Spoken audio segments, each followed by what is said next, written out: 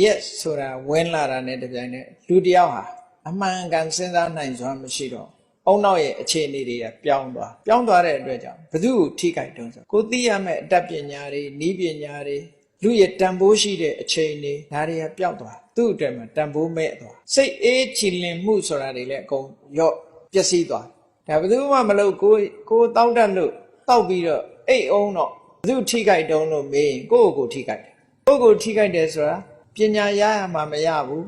ကုသိုလ်ရရမှာမရဘူးဒါထိခိုက်တာပဲလေအဲ့ဒါလို့ထိခိုက်တဲ့အခါမှာကိုယ်သာထိခိုက်တာမဟုတ်ဘူးကိုယ်မိနေတဲ့မိသားစုလည်းထိခိုက်တယ်အလုံးလုံးအမှားတွေမလုပ်ဘူးဟာ